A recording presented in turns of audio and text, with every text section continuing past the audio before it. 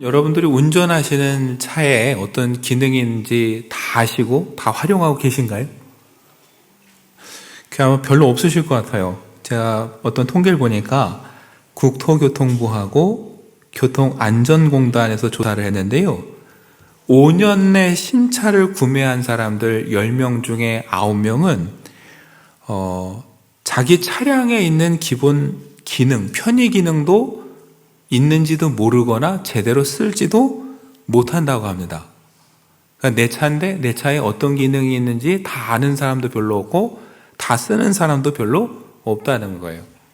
제가 여름에 실제로 경험을 해봤어요. 지방에 어떤 모임이 있어서 갔는데 목사님이 저하고 비슷한 차를 타고 오셨어요. 오면서 고속도로 운전하다 보니까 힘들었다고 제가 그래서 그러면 목사님 올 때 크루즈 기능을 좀 써보시죠 그랬더니 그게 뭐 하는 기능이냐고.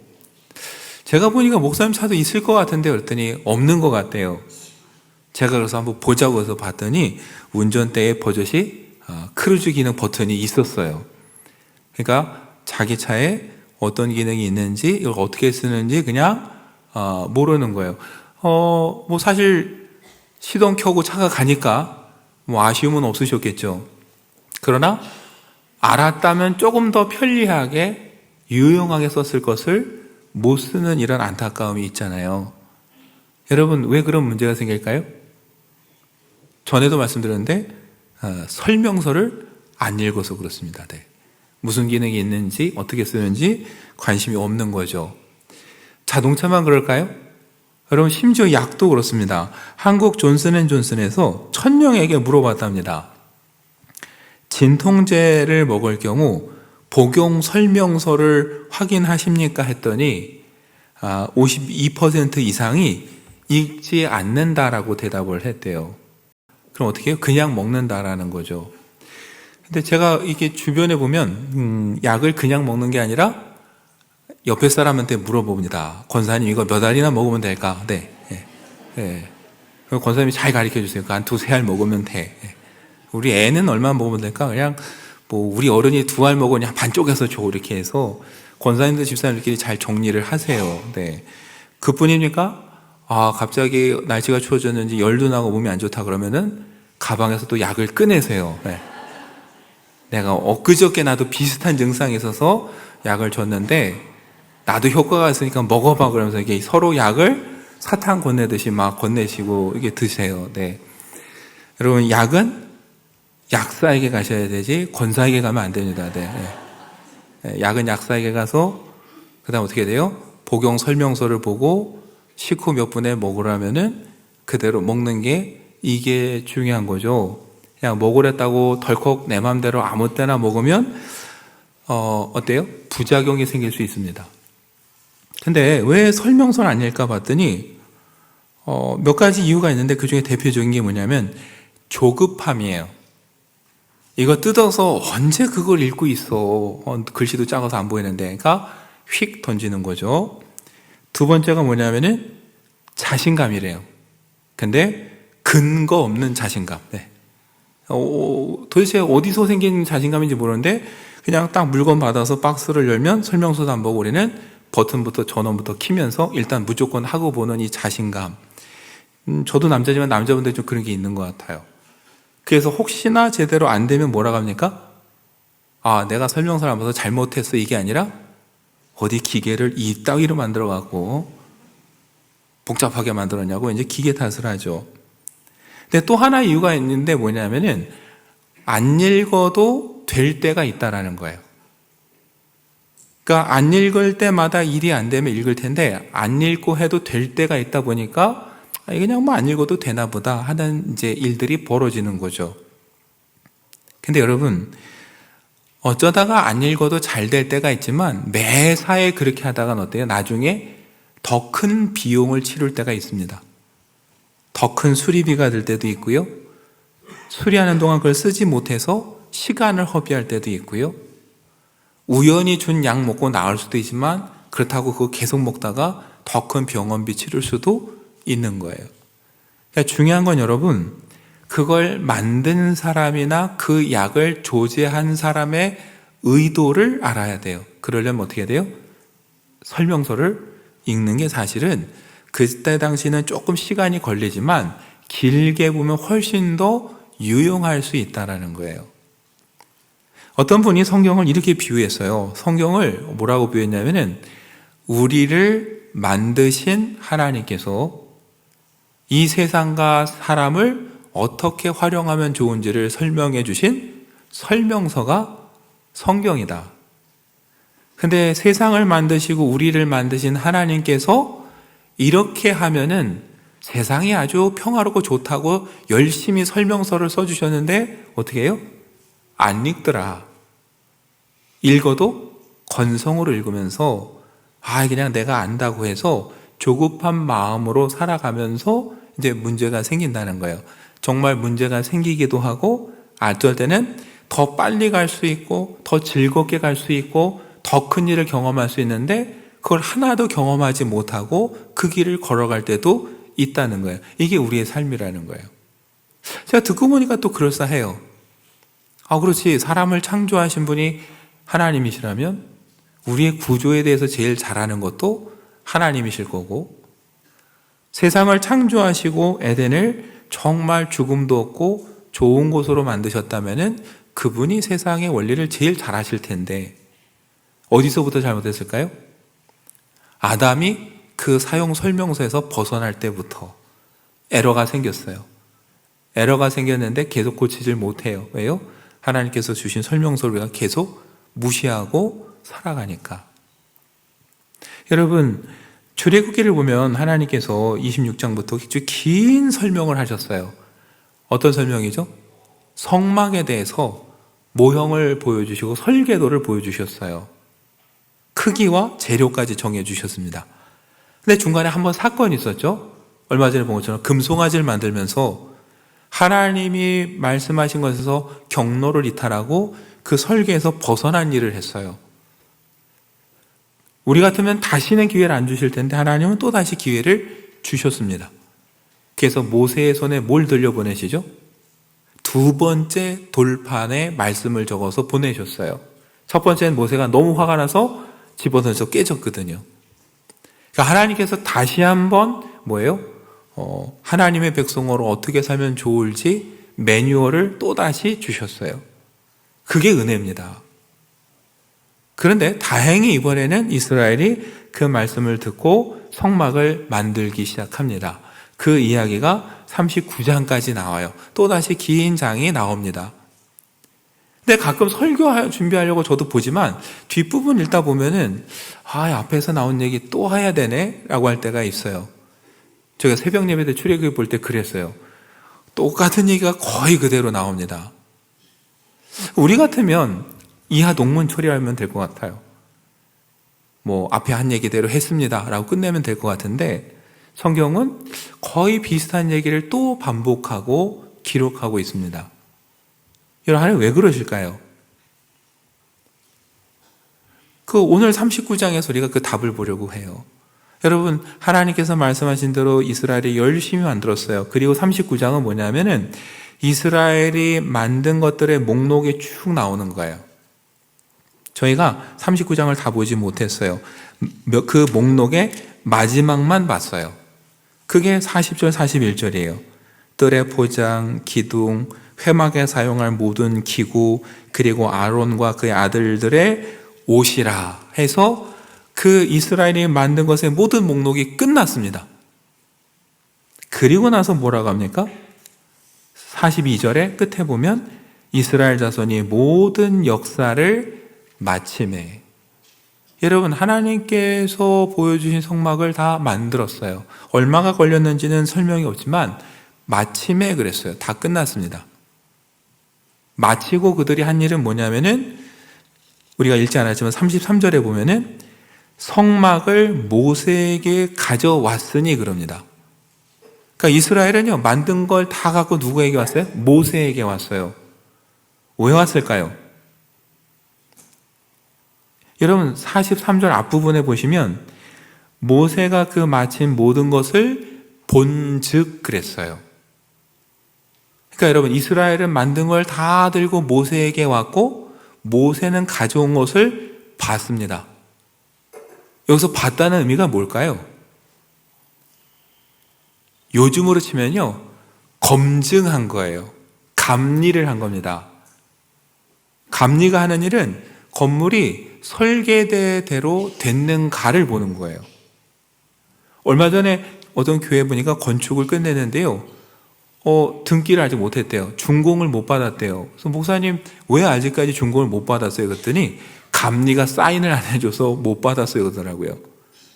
맞아요. 이게 정말 설계대로 됐습니다라고 감리가 사인을 해주면 비로소 준공이 되는데, 그게 안 되면 안 돼요. 그러니까 모세가 지금 하는 역할은 뭐냐면 그 역할이에요. 이스라엘이 만든 걸 다 가지고 오면 모세가 보고서 뭐예요? 하나님께서 보여주신 대로, 말씀하시는 대로 됐는지를 검증하는 거예요. 43절 보면 어때요? 통과됐어요.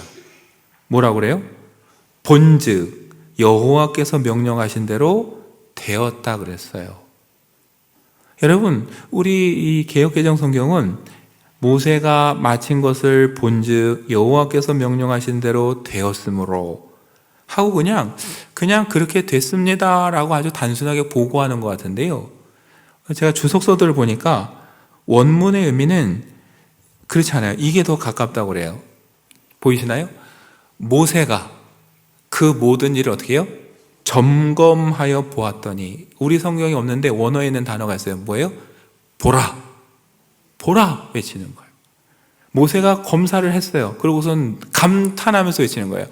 보라, 그들이 하나님이 명령하신 대로 만들었다. 그들이 누굽니까? 이스라엘이에요. 모세가 거기서 감격하고 감탄하는 거예요. 이제 이스라엘이 뭐예요? 다시 정신을 차렸구나. 하나님이 말씀하신 대로 이걸 다 만들어 왔구나. 감격해서 뭐라고 그래요? 보라 외치면서 드디어 이들이 하나님 말씀하신 대로 만들었다. 그리고서 어떻게 했어요? 43절 끝에 모세가 그들에게 축복하였더라. 여러분, 이스라엘이 하나님 말씀대로 한 결과는 뭐예요? 축복이었어요. 그러니까 오늘 여러분, 이 본문에서 중요한 건, 그리고 하나님께서 성막을 만드는 과정을 거의 똑같은 얘기를 왜 다시 하셨을까? 하나님이 중요하게 보신 건 만드는 것도 중요하지만 어떻게 해요? 하나님이 주신 설명서대로, 설계대대로 하고 있는가를 보시는 거고, 그렇게 되고 있다라는 걸 보여주기 위해서 성경은 거의 똑같은 얘기를 또 하고 있는 거예요. 근데 중간중간 여러분 계속 반복되는 말이 있어요. 39장만 봐도요, 정말 많이 나옵니다. 1절에 봐도 여호와께서 모세에게 명령하신 대로, 5절에 봐도요, 모세에게 명령하신 대로, 7절에도, 21절에도, 26절에도, 29절에도, 31절에도, 32절에도, 여러분, 그리고 오늘 우리가 본문 42절에도 어떻게 시작돼요? 여호와께서 모세에게 명령하신 대로. 그런데 33절에도 어때요? 또 나와요. 본즉 여호와께서 명령하신 대로 되었으므로. 그러니까 여러분, 출애굽기가 마지막에 하고 싶은 얘기 뭡니까? 성막을 만드는 것도 감격스럽지만 정말 중요한 건 뭐라는 거예요? 그걸 하나님이 보여주신 설계대로 했고, 하나님이 보여주신 매뉴얼대로 그 일이 이루어졌다라는 게, 이게 감격스러운 거예요. 그 말은 뭐예요? 이스라엘이 하나님의 말씀대로 살아갈 준비가 됐다는 뜻이에요. 지금까지도 오면서 하나님의 말씀을 듣고 오긴 왔지만 계속 왔다 갔다 했어요. 잘 가다가도 먹을 거 떨어지면 하나님 원망했고, 애굽으로 돌아가자고 했고, 잘 오다가 또 모세가 한동안 안 보였더니 금송아지를 만들어서 이것이 우리를 구원했다라고 외치기도 했어요. 그래서 자꾸 하나님이 주신 그 설명서에서 벗어나서 자기 멋대로 뭔가를 좀 하려는 기질이 계속 있는 거예요. 그런데 이 금송아지 사건을 겪으면서 이제 다시금 마음을 잡았어요. 그래서 어떻게 해요? 성막을 열심히 만들었는데 자기 멋대로 만든 게 아니라 여호와께서 모세에게 명령하신 대로. 여러분, 하나님 보시는 건 그거예요. 저와 여러분이 뭘 하는 것도 중요하지만 어떻게 하느냐, 우리의 주관대로 하느냐, 하나님이 보여주신 설계도와 하나님이 보여주신 설명서대로 그 일을 풀어가고 있느냐. 여러분, 별거 아닌 것 같지만 하나님 보시기엔 얼마나 하나님을 신뢰하고 순종하는가를 보는 거예요. 그리고 여러분, 그렇게 하나님의 말씀에 순종할 준비가 됐을 때 비로소 우리에게 주어지는 것이 뭐예요? 복이에요. 하나님의 축복. 모세가 축복했다고 하는데 출애굽기에는 어떻게 축복했는지 안 나옵니다. 그러나 모든 성서학자가 이렇게 말해요. 반드시 민수기 6장에 나오는 축복을 했을 거라고. 하나님께서 모세를 통해 명령하셨죠. 아론에게 시켜서 매일 이렇게 축복하라. 뭐라고 축복합니까? 여호와는 내게 복 주시고 은혜 베푸시고 평강 주시기를 원하노라. 얼마나 복된 말씀이에요? 모든 성서학자들은 추측해요. 모세가 성막이 다 완성됐을 때, 여호와의 명령대로 다 되었을 때 모세는 틀림없이 민수기 6장의 그 말씀을 선언하고 축복했을 거라고. 여러분, 우리가 하나님의 일을 하면 그런 생각이 들 때가 있어요. 내가 희생한다, 헌신한다. 물론 내 것을 내려놓고 일하는 데 있어서 헌신이란 말을 쓸 수도 있죠. 근데 자꾸 우리가 일방적으로 뭔가 하나님을 위해 희생하고 헌신하는 것처럼 말할 때가 있어요. 그런데 여러분, 오늘 성막의 모습을 보면 어떻습니까? 하나님이 보여주신 설계대로 하나님의 설명서대로 우리가 했을 때 그 결과물, 그 유익은 하나님만 얻어가십니까? 아니에요. 하나님도 거할 집을 마련하셨지만 그 집에서 하나님은 우리에게 축복을 주셔서 결국 그 말씀대로 살아갈 때 하나님만 유익한 게 아니라 말씀대로 살아온 모든 사람들에게도 하나님은 유익함을 주시는 거예요. 여러분, 그렇잖아요. 모든 걸 만든 사람 의도대로 설명서대로 사용한다면 만든 사람도 흐뭇할 거고요. 그걸 사용하는 사람도 어때요? 그 수많은 기능들을 마음껏 사용한다면 얼마나 더 편리하겠어요. 아까 말씀했잖아요. 자동차 만든 사람이 고속도로에서 편하게 가라고 버튼만 누르면 차가 가도록 기껏 만들어줬는데 설명서도 안 읽고 피곤한데 자기가 모든 걸 하고 있다면 가긴 가죠. 그러나 만든 사람 입장에서 보면 얼마나 답답하고 안타깝겠습니까? 그 사람도 그 원리를 알았다면 단 얼마라도 편하게 올 수 있었는데 그 길을 힘들게 오잖아요. 그런 여러분, 우리가 하나님 말씀대로 살아가는 일을 내가 하나님을 위해서 일방적으로 희생하고 헌신한다 생각하지 마시고 그 마지막에 가면 하나님께도 유익하지만 무엇보다 나에게도 복이 되는 삶이다. 여러분, 그런 믿음으로 우리가 하나님이 우리에게 주신 그 매뉴얼대로 살아갔으면 좋겠습니다. 여러분, 그 매뉴얼 설명서가 뭐라고요? 성경입니다. 그러니 우리가 성경을 끊임없이 읽으면서 내 삶을 어떻게 살아갈까를 우리가 거기서 지혜를 얻어야 돼요. 그때 우리는 후회 없는 삶을 살 수 있습니다. 노아를 보세요, 여러분. 노아가 방주를 지으라는 하나님의 말씀에 순종했습니다. 방주도 어때요? 하나님께서 크기도 보여주셨고 모양도 재료도 다 보여주셨어요. 노아는 열심히 그 설계대로 설명서대로 일을 했습니다. 사실 노아가 희생하고 헌신했어요. 되게 고단했어요. 그러나 마지막 세상에 물이 잠길 때 어떤 결과를 얻습니까? 그 방주 덕분에 모두가 목숨을 잃어도 노아와 가족들은 살았어요. 하나님을 위해서 일을 했지만 노아 자신도 복을 받았어요. 하나님은 다음 세상을 이끌어갈 귀한 믿음의 사람을 얻었고 노아는 생명을 얻었어요.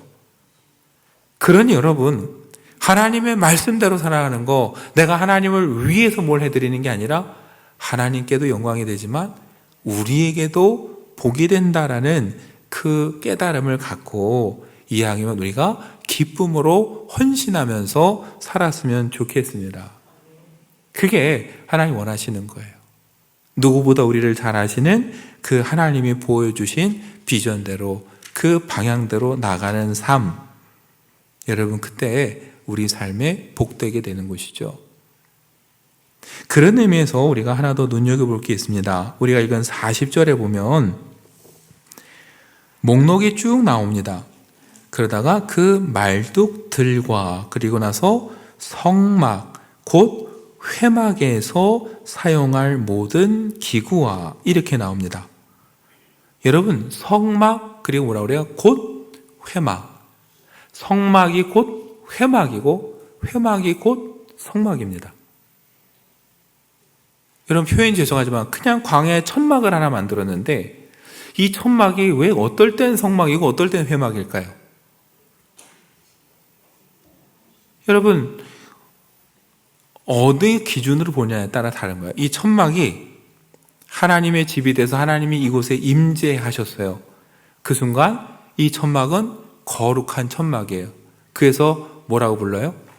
성막이라고 부릅니다. 근데 그 거룩하신 하나님이 그곳에 계신데 이스라엘이 그 앞에 나갔더니 하나님이 그들을 만나 주셨어요. 만나는 거를 강조하면 그 천막은 뭐가 돼요? 맞습니다. 만날 회자예요. 회막이에요.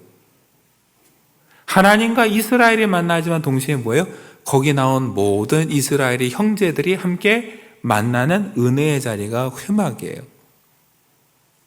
여러분 하나님이 그곳에 임재하시려면 어떻게 돼요? 하나님이 말씀하신 대로 만들어줘야죠. 그래야 주님이 임재하시고 그 말씀대로 우리가 준비됐을 때 그곳에서 하나님을 만나게 되고 거기서 복을 얻게 되고 그 복을 형제들과 누리게 되는 기쁨이 얻게 되는 거죠. 그런 의미에서 여러분 우리 교회도 성막이 되면 좋겠습니다. 구약에서 말하는 성막 성전이 아니라 하나님이 임재하시는 하나님의 은혜가 풍성한 성전이 되고 성막이 되면 좋겠어요. 그리고 저와 여러분이 이곳에서 기도할 때마다 하나님의 은혜를 경험하고 하나님을 만날 수 있는 회막이 되면 좋겠습니다. 그래서 그 은혜를 막 주변에 함께 나눌 수 있는 그런 회막이 되면 좋겠어요. 그렇게 되려면 여러분 다른 게 필요한 게 아니라 뭐가 필요할까요?